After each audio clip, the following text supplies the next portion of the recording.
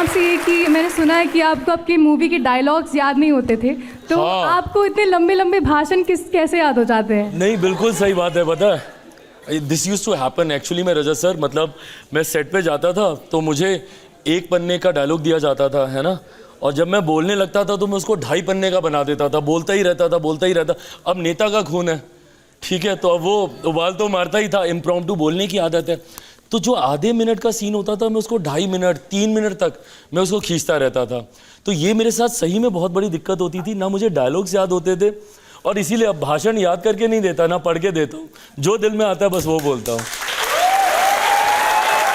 एक दो सवाल ले लीजिए। आप इतने युवा अच्छे पॉलिटिकल लीडर हैं, तो आप बिहार के मुख्यमंत्री कब तक बन पाएंगे? इतना अच्छा ग्रोथ कर रहे हैं, मैं देख रहा हूँ, बिहार के मुख्यमंत्री कब तक बन पाएंगे?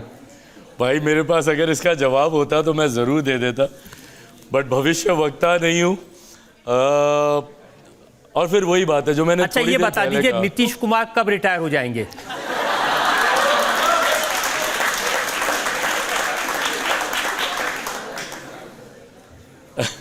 हम लोग जनता के उसमें है, पब्लिक डोमेन में है। जनता जिसको नकारेगी वो रहेगा नहीं, जिसको स्वीकारेगी वो आगे बढ़ेगा।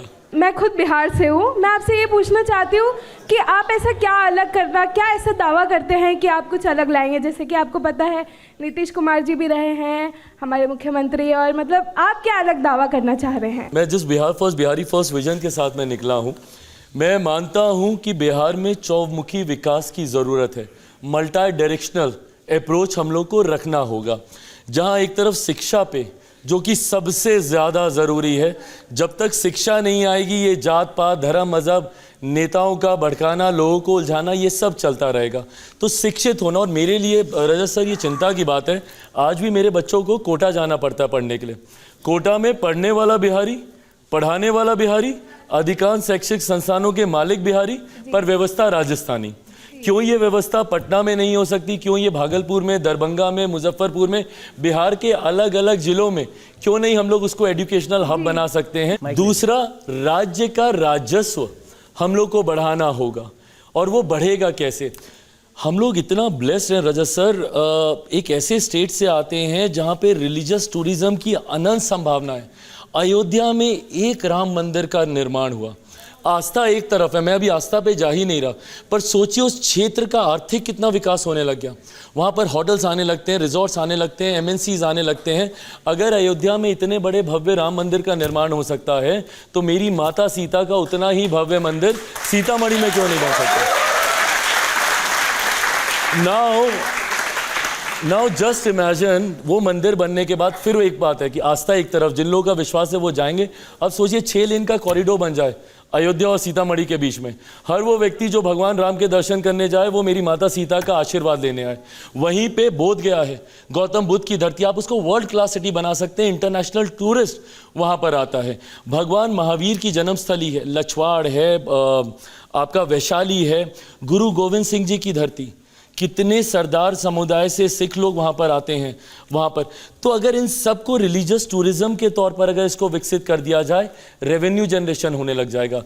कृषि प्रधान प्रदेश है मेरा, वहाँ पे किसानों को लेकर, अब मैं हाजीपुर, मेरे पिता जहाँ से रहे, वहाँ पर अगर हम लोग, हाजीपुर का केला बहुत फेमस है, जो भी हाजीपुर से होगा जानेगा। हाजीपुर का वो केला डाउन साउथ जाता है तो केले के चिप्स बन जाता है, और उसकी अच्छे से पैकेजिंग, मार्केटिंग, प्रोसेसिंग सब होती है। अब यही प्रोसेसिंग यूनिट अगर हाजीपुर में लग जाए तो वहीं पे उस किसान के हाथ में ज़्यादा दाम आएगा, वहीं पे उसकी पैकेजिंग होगी, प्रोसेसिंग होगी, मार्केटिंग होगी। मखाना आज की तारीख में प्रधानमंत्री जी ने उसको दुनिया में फेमस कर दिया। अब वो मखाने को अगर हम लोग वहीं पे उसकी पैकेजिंग करें, उसकी प्रोसेसिंग करें, मार्केटिंग करने लग जाएं, तो किसानों के हाथ में ज़्यादा पैसा आएगा। एक और, हम लोग आधा साल तो बिता देते हैं बाढ़ और सुखाड़ की समस्या में। आधा बिहार, अब मैं कोई भविष्य वक्ता नहीं हूँ, बट मैं लिख के आपको देता हूँ, ये जुलाई का महीना बीतने दीजिए, आधा बिहार मेरा बाढ़ में जाएगा, आधा सुखाड़ में जाएगा। अब इसका एक परमानेंट सोल्यूशन निकालना होगा ना। इंटरलिंकिंग ऑफ द रिवर्स पे हम लोग काम कर सकते हैं, नदियों को जोड़ने की योजना पर। इससे सिंचाई की भी समस्या का हल होगा। ऐसी जगह से पानी को डाइवर्ट करके उन इलाकों में हम लोग लेकर जाएं जहाँ पे सुखाड़ की समस्या है।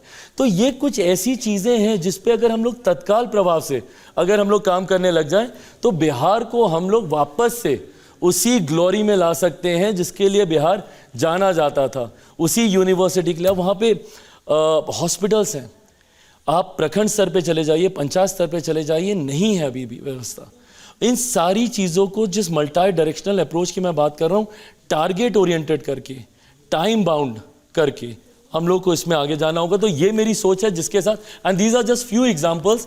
You ask me any question concerning Bihar की समस्या, I have a solution to it. मैं यहाँ पे समस्या सुनाने के लिए नहीं, समाधान देने के लिए हूँ। ये सुन के चिराग अच्छा लगा कि आपके दिमाग में एक विजन है, बिहार कैसा हो, कैसे प्रगति कर सकता है। और बाकी सवाल जो आपसे पूछे, इल्ज़ाम लगे, आपने बड़ी बेबाकी से जवाब दिए।